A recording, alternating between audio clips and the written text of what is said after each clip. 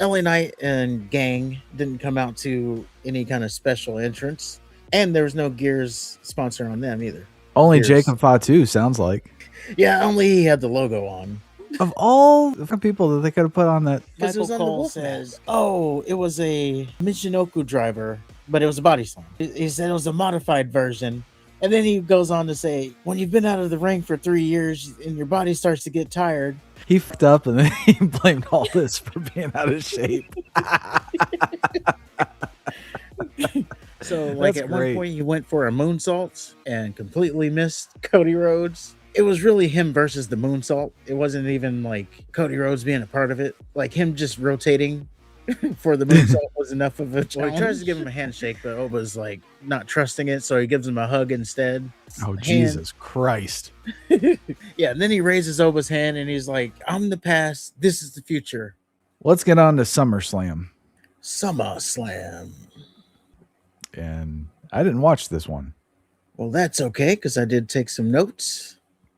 And let's start here.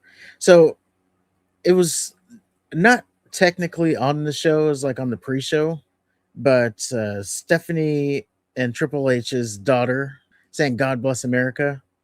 And would you know that she got some hate for that? 16-year-old kid, by the way.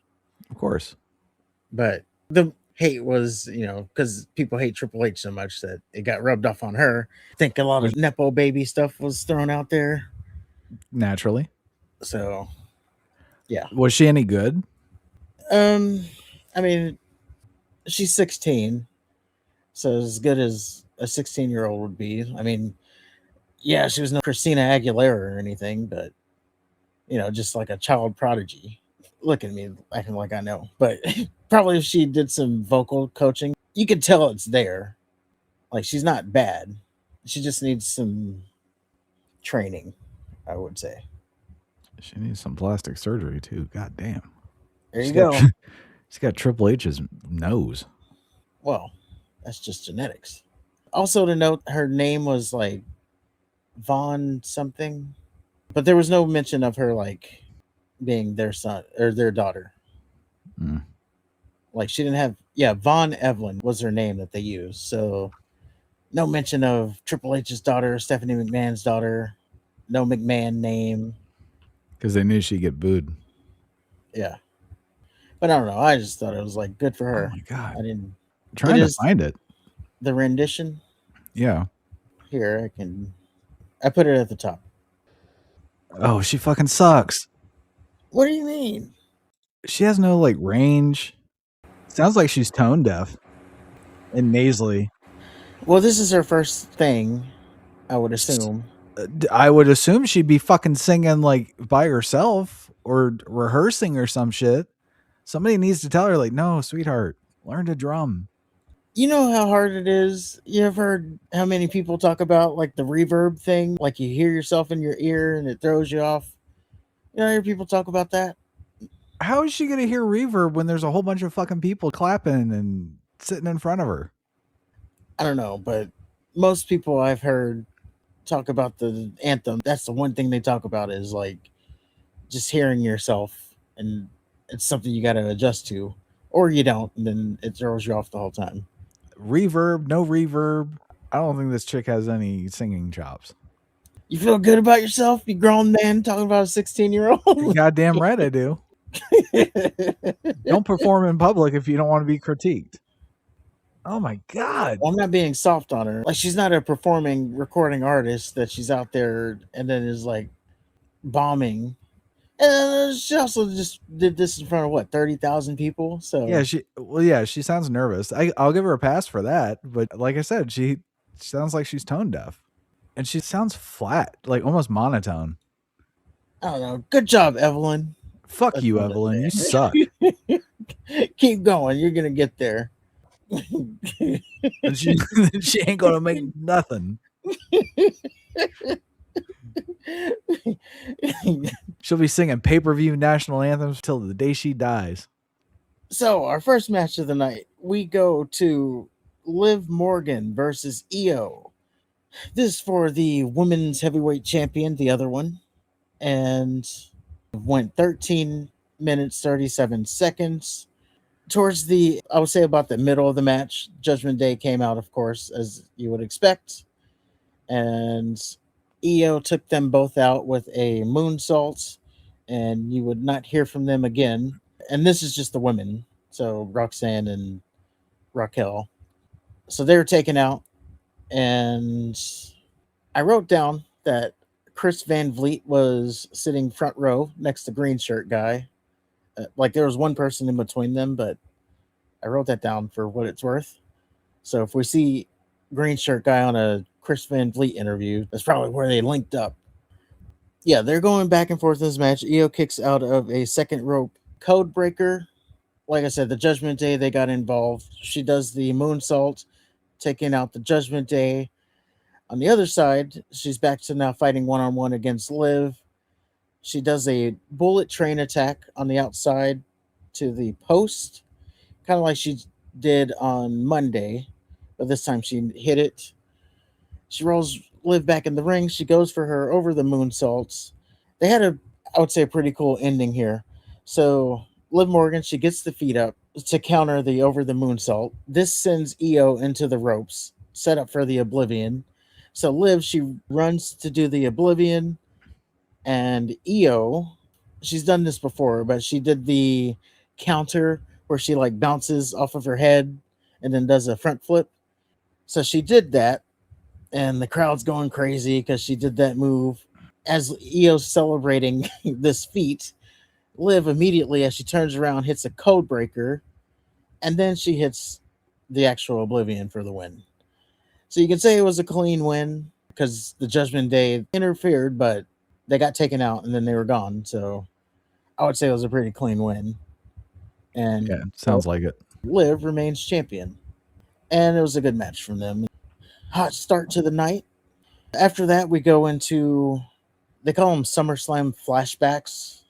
And it's just like different pictures from SummerSlams over the years. So we had like British Bulldog, Bret Hart, a picture from that, picture from Randy Orton and John Cena, the Mountie and the Big Boss Man for some reason. They just had a Dark Side of the Ring for Big Boss Man, so they're probably just cashing in on that. It's pretty good, actually. I saw it was the one about him getting hanged by the Undertaker. And then I saw comments because this was new to a lot of the newer fans. And it's like, how does he even come back from that? I was like, well, if I remember, he just shows up the next night on Raw like nothing happened. He had a crick in his neck. Yeah. He didn't die. He didn't like rebrand or start acting like a different character. It's just like he just showed up like nothing happened. I think you're right. Yeah, he showed up the next week. I mean, I guess that's what you should do.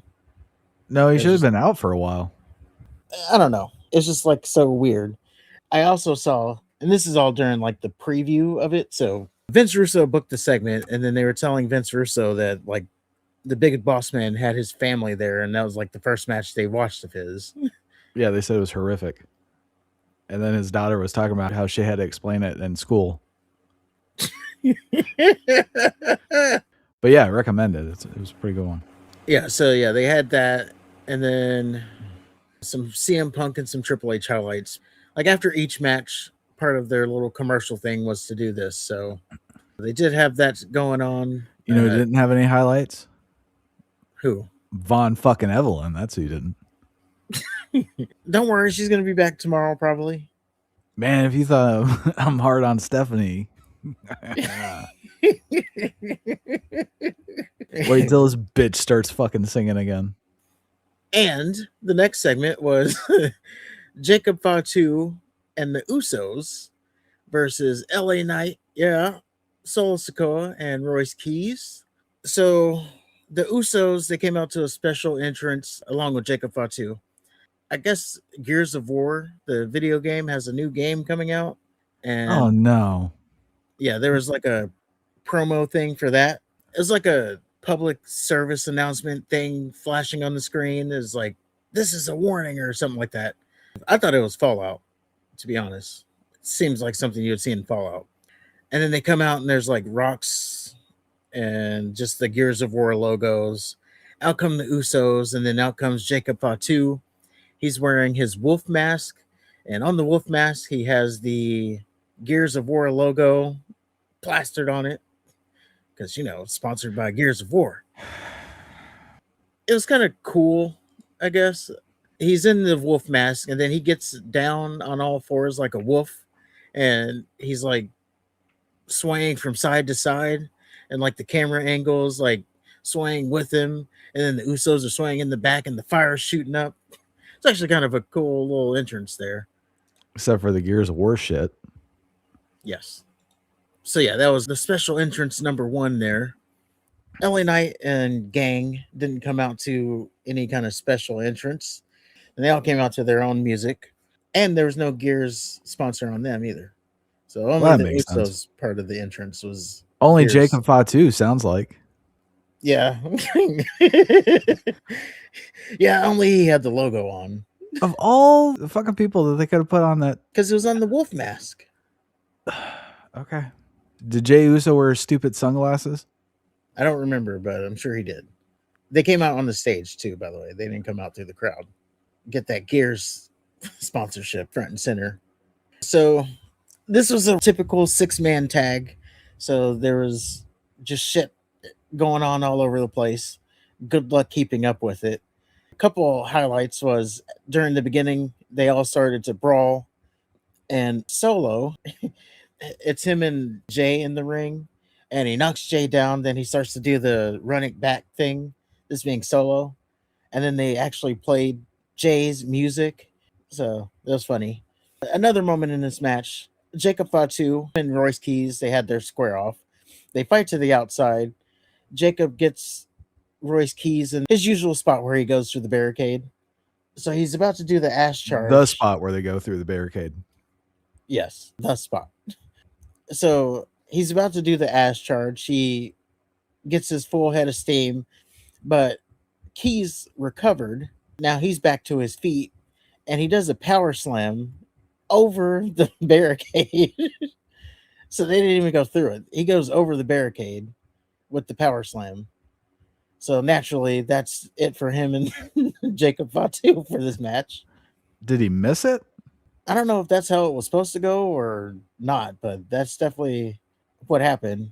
But it looked terrible, which is why it came off better. But yeah, you didn't see them the rest of the match. And then LA Knight, he ended up getting the ultimate victory. He hit a BFT on Jey Uso. So the Usos, they were going for the 1D. Solo, he pulled Jimmy aside and hit him with the Samoan spike, and then that's what led to the BFT. Total match time on that one was 11 minutes 4 seconds. But like I said, it was a typical 6-man tag, just action all over the place. So good luck getting any call out of that. I wouldn't say it was a bad match. I wouldn't say it was a good match. It was just a match that was there. Which is probably what you can expect. Yes. We had more SummerSlam moments and more commercials. I saw a lot of people complaining about the commercials. And this is why I wrote down like the match times, because it wasn't as egregious as WrestleMania Night 1, which had equal ad time to wrestling time. I would say we got more wrestling than ads. But, for instance, the EO and Liv match, I wrote down that it ended at 5:24. And then the Uso bell time, for the Uso match started at 5:37. So a little bit over 10 minutes of ads. I don't mind the commercials. I just don't like it when they do it in the mid match. Yeah, they didn't do it mid match. Yeah, it was after every match. And yes, I don't mind it because I'm used to watching football. So I'm used to, ads Shit like tons of after. commercials. Yeah. And I don't just sit there during the ads. Like I get up and do stuff. So I understand the people in the arena maybe complaining because, 10 minutes in between matches. Mm-hmm. But if you're at home, like you get up and do something or scroll social media for a little bit, go complain on Twitter. I don't know. I think they don't bother me just because I get up and do something during the ad breaks. Like I'm not sitting there watching the ads. And if I need to go to the restroom, then it's time to go to the restroom. time to get drinks, time to make my snacks. I'd find something to do. But yes, there were people complaining about this. But from 5:49 until 6:04, there was the ad breaks. Again, there were more SummerSlam moments. And then we moved into Nick Aldis versus Gunther The as our Ring General. yes, as our next match, the Enganado. Gunther, to be honest, I missed his entrance because, like I said, I get up and do stuff during the commercial. You didn't miss anything. He just came out. Okay. So, yeah, when I got back, he was standing in the ring. Music It was still actually playing. kind of abrupt, too, because, like, they were doing something, and then, like, all of a sudden his music started playing. Okay. And then, yeah, next up was Aldis, Nick Aldis, that is. He came out to some song by the band called Oasis. Wade Barrett was twisting his nipples over it. Yeah, I guess it's a big European band. I guess I don't know. I think they're from the UK. I don't I know just one know song. George What's one Harrison song from the I know? Beatles kind of feuded with them. What's their big song? Oasis? Yeah, Oh, Wonderwall. what does that sound like? You're my Wonderwall. Oh, okay. Yes, I've heard that one. Yeah, I think that was on American Pie, wasn't it? maybe. I remember it was on one movie, and the guy's like, "What the fuck is a Wonderwall?" Which is a fair question. It sounded like some fucking 90s band with some chick singer, like Hole or L7 or something. Well, yes, it got a big pop from Wade Barrett, and of course the people online who know the whole discography of Oasis. And yeah, Nick Aldis, he came out to that. He took his jacket off. If you would have seen him in the past, he's still in good shape, maybe a little bit better shape. That's for you to decide. And we start off the match. We learn soon that Mickey James and Nick Aldis' son is sitting ringside. We learn this because Gunther starts talking shit to Mickey James as he's beating on Nick Aldis. It's your typical babyface GM, I've been retired for 3 years match where Nick Aldis is kind of like fighting from behind, and then Gunther is just stopping his little rallies with either a chop or a clothesline. It's a hard hitting match, of course. Nick Aldis, which I didn't remember myself, but apparently his finisher is a Texas Cloverleaf, which, by the way, when I figured that out, I knew he wasn't going to win because I knew for sure Gunther wasn't going to tap out. So his move is the Texas Cloverleaf. Michael Cole kept trying to call it something else than the Texas Cloverleaf, and The he King's botched it. Cloverleaf. The King's Cloverleaf? Yeah. Okay. Well, he botched it every time he was trying to say it. So I didn't quite pick up what he was trying to say. But if that's what it was, then there you go. I don't know what's so hard to say about that. He tried to make it sound like it was like some town or something. Yeah, he did say it was like some town that Aldis is from. But yeah, he kept trying to lock it in. Michael Cole wasn't having his best night, I shall say, because there was also a point where Nick Aldis, he did a body slam. And Michael Cole said, "Oh, it was a Michinoku driver, but it was a body slam." And he's like, "But Aldis didn't get all of it." And he said it was a modified version.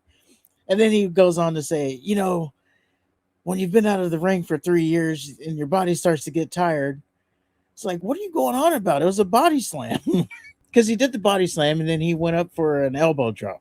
He fucked up and then he blamed Aldis for being out of shape. That's great. Yeah, he was talking about how Aldis, this is the ring rust that's setting in. That's a cunt move. So yeah, Aldis, he does the body slam and then he goes for his top rope elbow drop. He does one to the front and then he goes back up, does one to the back, setting up Gunther for the Texas Cloverleaf, which he did get in. He got Gunther in the Cloverleaf, but that didn't win. Did the thing where he went to the ropes and pulled him back into the middle of the ring, which means nothing anymore because they all fucking do it. It's right up there with the Grapevine. It is.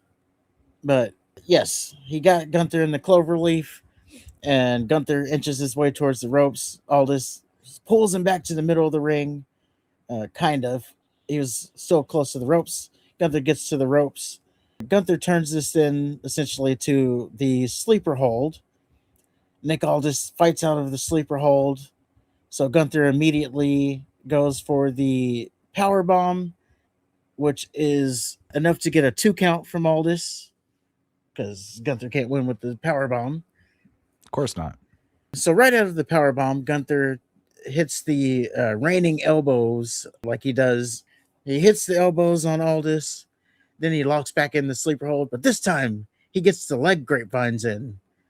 So naturally, this being the general manager and the leg grapevines are in, what we've learned about history of getting grapevine is the match is over, right? That's right.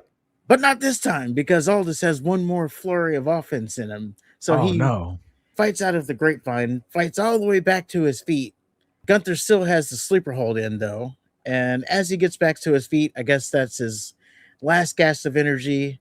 They go back to the ground. Gunther gets the grapevines back in, and Nick Aldis taps out. Yeah, this And was the one I watched.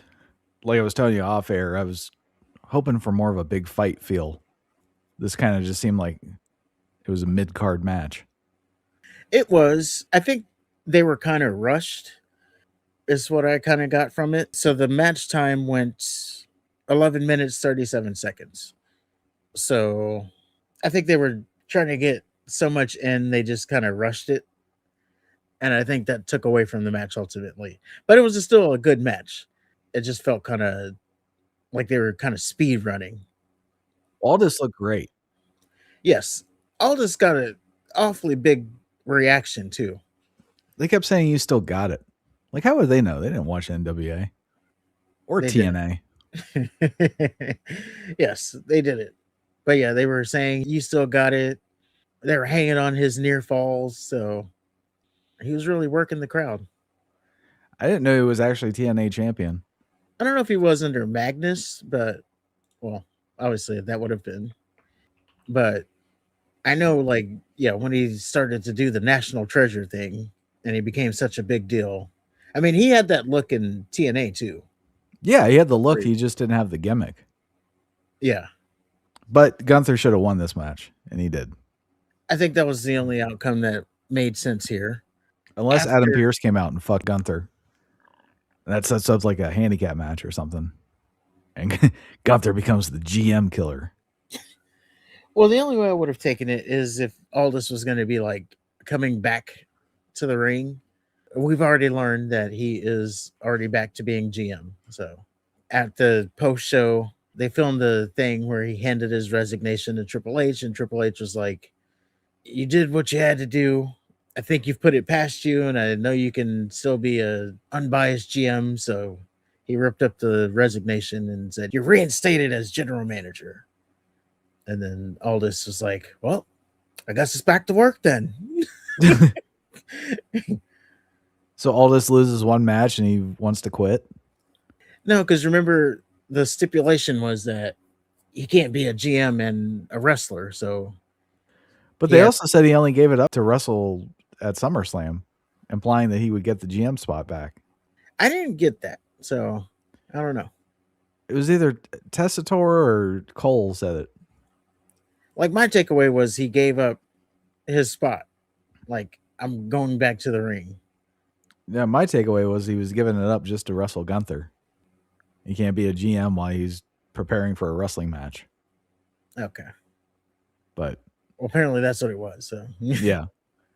Well, I believe that because that's what they fucking told me. And they just decided to change it. I don't know. I think it would be cool to see all this wrestle.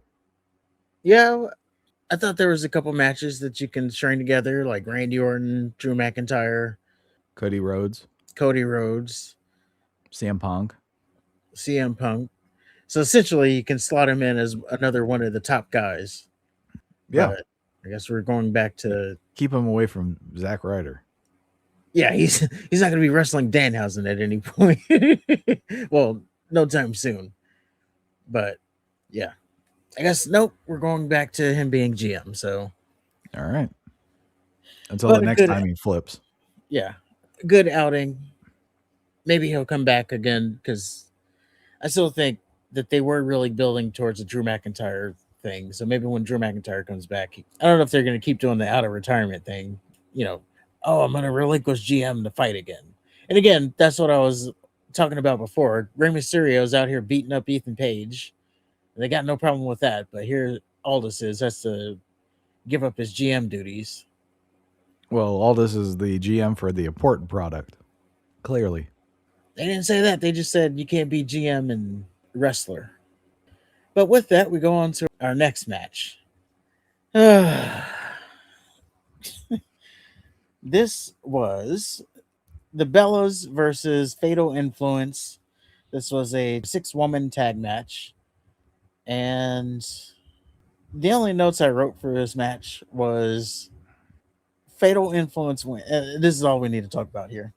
I wrote Fatal Influence wins, and I said, I'm sure Paige is going to turn on the Bellas soon, or the Bellas are going to turn on Paige soon.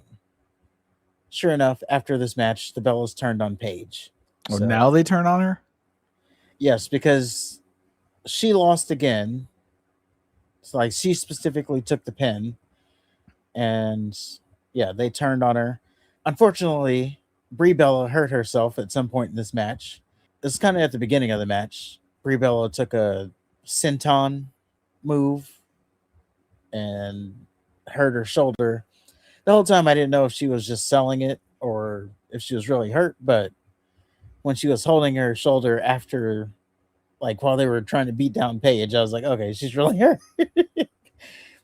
I guess good for her for still going through with it. But yes, the Bella's turn, but unfortunately, Brie Bella's hurt. So Already? yeah, Was she the one that was hurt? no, Nikki Bella was hurt. Oh my god. So Nikki Bella was hurt. She comes back, and now Brie Bella's hurt. So we're gonna have Nikki Bella versus Paige 1-on-1 here. With Brie in a cast ringside. Yes. Maybe she'll use it as a weapon. See, Yeah, I don't know what her involvement of this whole thing is now that she's hurt. And maybe it's not too bad. Like maybe she'll be back in a couple weeks, but it was one of those shoulder injuries. You know how those things go in WWE. I would have much rather have like Paige and the other Bella have like success or something, and then the Bella that was injured like get jealous. Well, that's what they kind of try to play it off as. So as they were leaving, Nikki Bella said to the camera, "That's what happens when you try to take my spot." So they're kind of playing it up as Nikki Bella got jealous that Paige essentially stole her moment. But they could have played it up a little bit more, like you're saying. Like maybe even have Bree slip up and call Paige her sister or something. Exactly. Yeah. She stews, and then like she eventually just attacks Paige, Yeah. and then the other Bella has a choice to make. Does she stick with her quote unquote sister, or does she like side with her real sister? Yeah. And then, of course, it'd be the real sister Of because course. blood and stuff. Yeah, they could have played it up a little bit more, but I would say it couldn't be worse timing. The fact that the other one got hurt. It's like this whole feud of theirs is cursed. But yeah, that was that match. Fatal Influence won, and the match time was 7 minutes 33 seconds. So it was 7 also grueling minutes. it was also the shortest match. Now there was a moment where Fallon Henley did the Nikki Bella like twist thing. So that was a moment.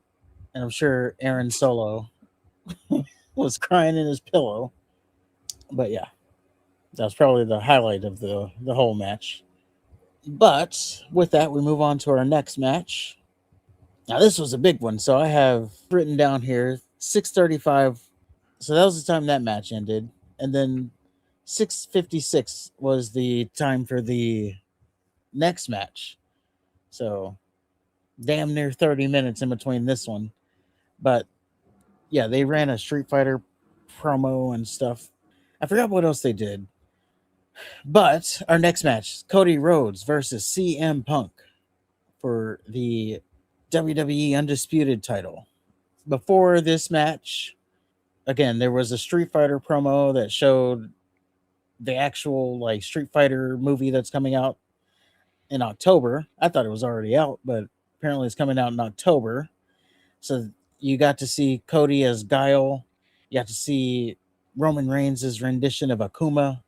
I don't think it was Chung Li, but there was some girl in red that they kept showing. Was it Cammy? I don't know if it was Cammy either, because it was a Asian, Then that but has to be Chun Li. red though. Chung Li doesn't wear no red. She does in Street Fighter, the No, movie. she wears blue. No. Apparently, she had a red outfit. Who? Chung Chun Li? Li. Yeah. Huh. Must have been one of the newer games that are obviously not real. But yeah, this did have a nice little entrance. So Cody's entrance obviously was the Street Fighter entrance. So it started out with the Street Fighter start screen, but it said SummerSlam and then it said press start. So a couple seconds go by, then it press starts and it scrolls down just like in the Street Fighter video game. And then you're on the character select screen and it shows like Sami Zayn, Finn Balor. Finally, it goes to Cody Rhodes as the character. On the right hand side is CM Punk player 2. And it picks Cody Rhodes and then it's like select an outfit. And then it goes through Cody Rhodes's regular outfit. And then it goes to Cody Rhodes' Guile. And then it shows a little bit of, again, the Street Fighter movie. And then it goes back and then it shows Cody Rhodes in his regular outfit. And then up comes Cody Rhodes. He's wearing a mask, his normal, like, Cody Rhodes mask that he wears. But this time it's silver and it has Guile's flat top on it. It's actually kind of really oversized too. And he's Well, they're wearing all a, oversized. yes, but this one was actually way bigger because of the flat top. That makes sense. And then he's wearing a black jacket and camo to indicate the like Guile, because Guile wore the camo pants. So it's like an infusion of Street Fighter Cody and regular Cody. CM Punk's entrance. He starts out in his locker room to no music. He walks all the way out to the entrance ramp, walked out to silence, and then he taps on the floor, does the it's clobbering time, and then the music starts playing. And I think he did that the last pay-per-view or SummerSlam or Saturday Night's Main Event. I don't know, but he's done it recently. So his tributes, I'm not going to lie, I thought it was Packers colors. He was wearing green and yellow. I was like, he's wearing Packers colors in Minnesota. So what is he telling us here? But no, turns out this was for the Minnesota North Star, which is a hockey team. Was a hockey team. Yeah. They're now the Dallas Stars. Are they? Yep. Huh. Well, they're a much better team now then. But yeah, that was CM Punk's tribute. And the story of the match essentially was Cody Rhodes, early on in the match, he injured his shoulder. So he's selling a shoulder injury. Punk took advantage of that up until the point where Punk went for a move and tweaked his knee. So now he has a knee injury, and Cody took advantage of the knee injury. So the story here is that they are taking both assholes. Yeah, they're taking advantage of each other's injuries.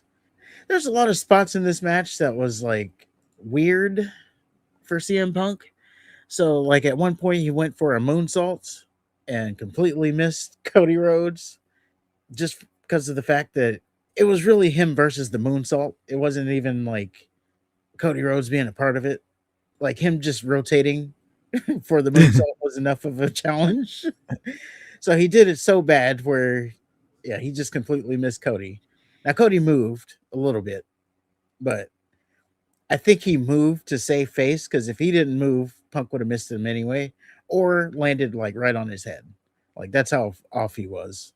It was almost like how Vader used to moonsault and he didn't go like fully backwards. He went like sideways back. No, that was Bam Bam. Sorry, yeah, Bam Bam. It was kind of like that. Just kind of twisted around. Yeah, it was called a moonsault by name, but yeah, he didn't go like feet over. He went feet sidewards, like a twist. So yeah, Punk did that for whatever reason. And then there was another spot where Punk he put Cody on the announce table outside and then did a flying elbow drop, and he landed really weird on the elbow drop. Essentially he like overshot the spot. So it also looked bad. So yeah, it's just a bunch of weird moments from Punk on that front. There wasn't the egregious amount of kickouts. Punk kicked out of a crossroads. Cody kicked out of a GTS.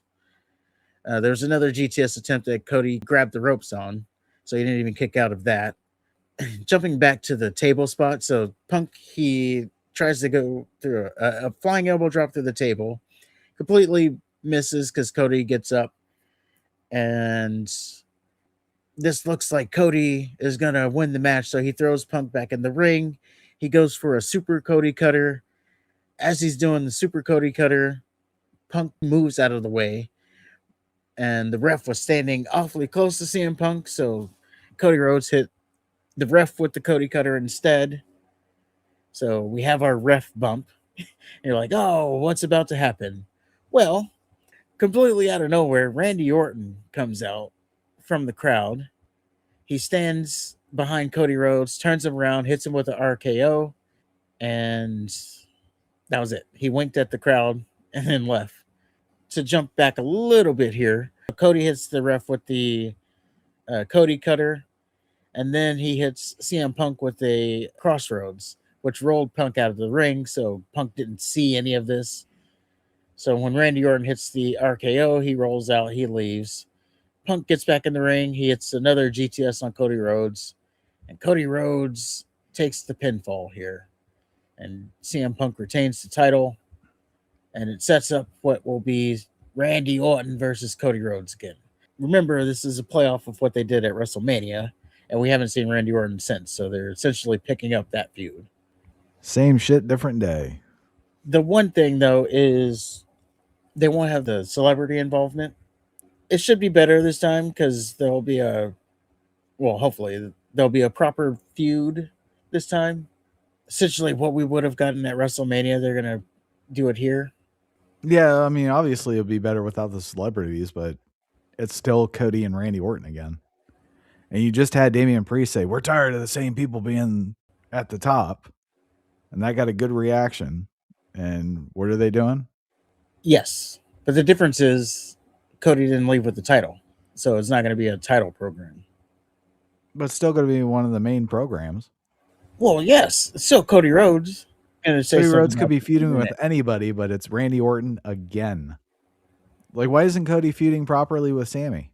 because Randy Orton's back. Okay. That was the last thing we saw from Randy Orton. I see people speculate that maybe even Randy Orton didn't want to come back because, like, whatever the creative was, he wasn't okay with, so that's why he was out. But I don't know about that. But whatever it is, I just want a good story or something to be interested in. But with that, sorry, that match was 29 minutes 48 seconds. So by far the longest match on the card. And yeah, we got a direction going out. We'll see what happens to CM Punk after. I guess Finn Balor's next. Brand new feud there. Finn Balor. What's either Finn Well, Balor or Sami Zayn? yes, sorry. I thought that match happened tonight, but it didn't. So yeah, whoever wins that match. So we shall see. What, you thought the match happened tonight and you thought Finn Balor beat him? Yeah, I thought Finn Balor won. Okay. Honestly, it's because he won the Fatal Four Way. So in my head, he had won the number one contendership. But yes, shall see what happens there. But we go to our main event, and our main event is Brock Lesnar versus Oba Femi. Hell in the Cell. And I'll go ahead and spoil it for you ahead of time because if you're thinking, "Oh man, did they do a lot of shit with the cell?" No, they didn't. Did they do a lot They of catch as catch can wrestling? No, they didn't. Oh. The cell literally was there just to be there. There was nothing special about the cell being there. It was literally just there to be a fence. Which I think is Honestly, what my bitch was when they first announced it. yes, and you were right because they didn't use it at all. No, because Brock Lesnar's not going to do anything with the cell because all he does is F5s and German suplexes. Which is what this match was. Exactly. F5s and German suplexes. And yes, if you've seen one Brock Lesnar match, you've seen them all. It's just a power move spam. This match, if I'm being honest, never really went to the next level. Like, again, with the cage there, I was expecting some shit to happen, but it never did. One thing to note here is Brock did kick out of a fall from grace, and he like did the like a tribute to the Undertaker where he sat up and laughed, like a callback to their SummerSlam match. Do you do the ugly laugh? Not the tongue out one, no. No. But he like laughed and then he rolled back and like kicked Oba. He then would hit Oba with 3 F5s in a row. Oba, of course, kicked out of that. Why wouldn't Oh, don't worry, it's about to get worse. he? So Brock goes to town to Oba with a chair, and as he's now beat Oba down, he takes the ring apron, he takes it and he like tears it to expose like the padding underneath. And then he takes the padding underneath and he folds that up too. So we have the raw boards underneath the ring. Okay. And Brock Lesnar, he picks up Oba. You think he's going to F5, but he doesn't. He goes one step further. He puts Oba up tombstone position and he tombstones Oba on the exposed boards. Nuh-uh. And he does the Undertaker style pin, and Oba kicks out, of course. And then Oba powers himself up, and he hits Brock Lesnar with one more fall from grace, and that is enough to get the win. Now there was a botch here because I just said that there was exposed wood was there, and I believe Oba was supposed to fall from grace Brock onto the exposed wood, but he didn't. I assume it's because he couldn't see like the spot. Right. So they fell on the mat, but you can tell it's kind of a botch because like immediately you can see Brock look over at the exposed wood. Unfortunately, they missed the spot there. And unfortunately, they didn't call audible because if that was supposed to be the spot, then you would think Brock would call audible and kick out and then redo the spot so he can, get the proper fall from grace, but he didn't. He didn't kick out. That was enough for the win. And that was it. So we celebrate Obafemi. He does his little pose. They put the graphic up. Brock, he grabs the microphone. He gives Oba, well, he tries to give him a handshake, but Oba's like not trusting it. So he gives him a hug instead. Then he raises Oba's Oh, hand. Jesus Christ. Yeah, and then he raises Oba's hand and he's like, "This is the future." And then he's like, "I'm the past, this is the future." And that was really it. So he didn't retire or anything. That's all he said. It was like, "I'm the past, this is the future." And we go off the air as Michael Cole proclaims that Brock Lesnar has passed the torch to Obafemi. The next big Obviously. thing is here. So Oba is the guy. And he kicked out of a tombstone onto exposed wood. So now he can't ever lose. Pretty much. Like, if you're kicking out of that, I don't know what there is left. That's what I'm saying. He's going to fucking get Tozawa's move. That's going to be it. And it's not going to make any sense because he just kicked out of a tombstone off of wood. Yeah. In 3 consecutive F5s. I thought it was the most ridiculous thing is that he kicked out of that. And there was no hesitation, too. Like, it wasn't like, Brock did it and then he's selling it a little bit and then he slowly gets to the pin. No, this was like he did it, immediately pin, and Oba kicked out. It seems like they're being kind of ham-fisted with him. With Oba. Yeah, they're laying it on real thick. There's no hiding it. They are. So much so that Bronson Reed, he took to Twitter. He's still hurt, but doesn't stop him from being on Twitter. And he took to Twitter and he simply said, and they were afraid of pushing Braun Breaker too hard. He got a lot of shit for that.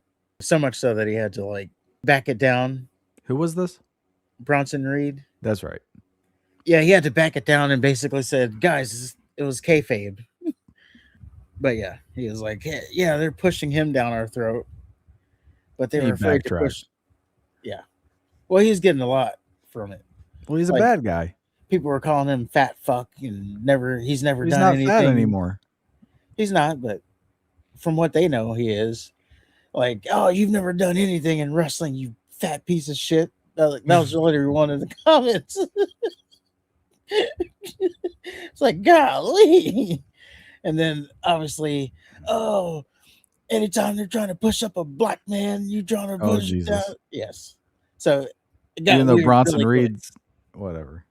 But yeah, it's like, oh, yeah, they're trying to push a black man, and now you're trying to keep him down. You're racist. There it is. You white supremacist. You're in the KKK. But yeah, it got so heated so quick that he had to, guys, this was in kayfabe. Calm down. But yeah, that was SummerSlam Night 1. We go off the air with Obafemi being casted as the guy. I wouldn't say it was a bad Night 1. I know people had problems with the commercials. From being honest, Evelyn was terrible. There you go. From being honest, the builds going into the night, they were lackluster. But I say EO and Liv, they delivered. Gunther and Aldis delivered. The men's 6-man tag wasn't offensive. Except for the Gears of War bullshit. It was just for the entrance. That they only put on Jacob Fatu. The most dangerous of them all. Yes. Yeah, the Bellas, that match, Brie got hurt, so maybe that took away from it. And then Cody and Punk, like I said, there's a lot of weird spots in it because Punk was trying to be athletic. Why are you trying a moonsault? Funny enough, from what I remember, he tried it maybe 1 or 2 other times too, and they looked just as bad. So he just does the Bam Bam moonsault. Yeah. And then, the main event. I'm going to say the main event didn't deliver just on the fact that it was a Hell in a Cell match and it never really lived up to the intensity of being in a Hell in a Cell. Right. As a matter of fact, you could have just made this a no DQ match because really the only thing was exposing the Raw board. And if it was just a no DQ match, you could have done that. But, they put it in the cell because they wanted to sell tickets, obviously. But then, there was no using of the cell, which was disappointing. Yeah, I'd say so. So, 2 goods, 2 bads, 1 in the middle. On paper, Night 2 doesn't look like Night 1 looked like the better night. Yes. The Danhausen match is coming on Night 2. You have Sammy and Finn Balor. You have Rollins and Roman Reigns, which the buildup has just been shit. Yeah, maybe the match will deliver, but the buildup. I'm sure there's a girl match. The ladder match. More. Yeah, the ladder match is the girl match. Oh yeah, Penta, Chad Gable. You actually might be right, by the way. About what?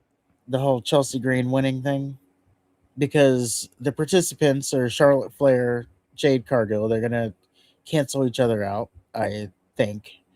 Tiffany Stratton has a belt. So why are they going to put another belt on her? So that's down to then Lash Legend or Chelsea Green. I don't really see Lash Legend being the women's champion right now. Maybe she is, but I just don't see it. So then that just leaves Chelsea Green by default. So you might be right on that. Told you. But we will see that. And then probably the potential match of Night 2 will be Penta versus Gable. Oh, you have Trick Williams versus Tommy Pickles. Yeah. And it's just you're going to see there Baron Corbin's going to have to shut up or not.